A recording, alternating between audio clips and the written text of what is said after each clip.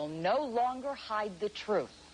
Bob Lazar claims our government captured alien spaceships, UFOs, and keeps them in a secret warehouse. And that's not all. Bob says Uncle Sam hired him to figure out how they fly. If you're skeptical, you have plenty of company. Lazar has been questioned and criticized. He even had to take a lie detector test, and that's when some people started believing him. Dan Housley has the inside report. The man who wants to blow the lid off what could be the greatest story never told, and the people who seem to be trying to stop him.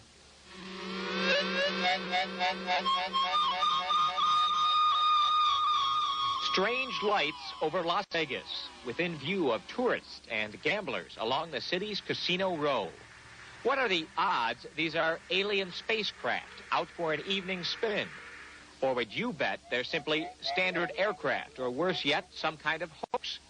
Before you decide, take a look at another shot on this home video, where what does appear to be an aircraft strays into view along with the lights. Strange things like this have been appearing over the Nevada desert for years. The answer to the mystery may lie in the sprawling Nevada nuclear test site just north of the city, in a place called Area 51. Area 51 is known by other names: Groom Lake, Dreamland, the Skunk Works.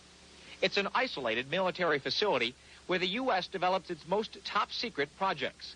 The U-2 spy plane was developed here. So was its replacement, the high-flying Blackbird, along with the current stealth aircraft and Star Wars. But there are some who believe these formerly secret projects are nothing compared to what's currently under wraps.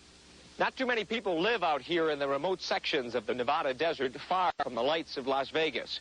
But here, on the edge of the secret U.S. government test facilities, people have been seeing strange things for years. Some of them talk about it, a lot of them don't. But no one who has actually worked on the test site has ever talked about what goes on there. No one, that is, until now. They are actively and have in their possession alien spacecraft, and they are actively undergoing analysis. And flying them? And flying them. Bob Lazar is an engineer and physicist who says he worked on flying saucers for the U.S. government at Area 51. He drew these sketches of one of 9 different saucers he says the government has in a secret warehouse.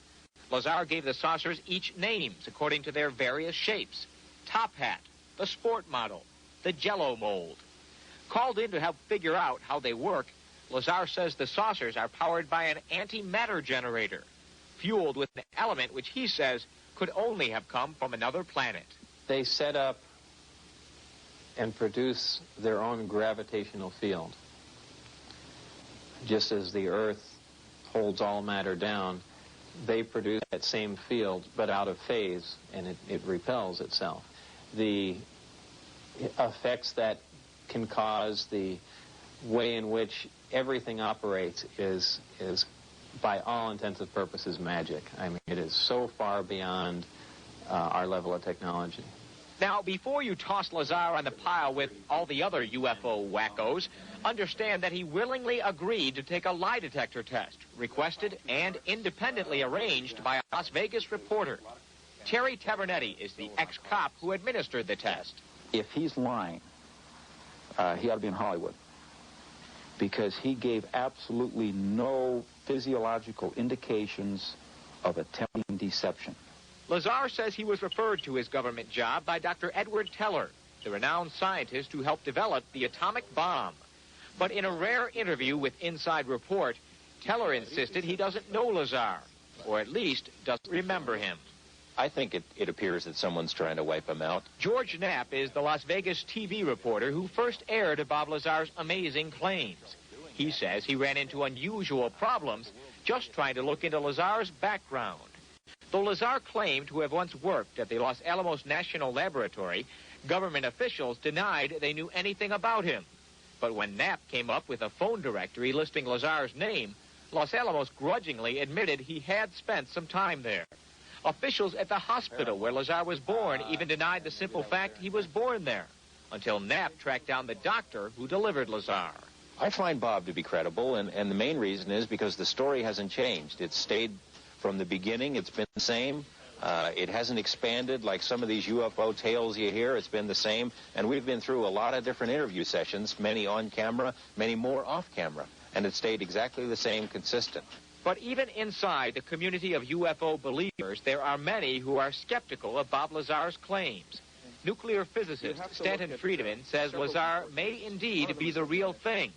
But he says he can also believe Lazar might be a hoaxer, or worse yet, a government agent spreading false stories designed to cover more important secrets.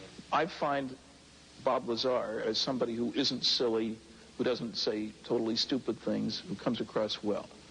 But I certainly, until I get verification, cannot endorse the legitimacy of what he is saying. Bob Lazar says he quit his job working on the government saucers when his bosses began harassing him because he was letting others in on the big secret. But now that others are greeting his claims with skepticism and outright hostility, he says he wishes he just kept his big mouth shut. Lazar says he never took the idea of breaking security lightly. He just wanted to let the world in on a story he says we all should have been told.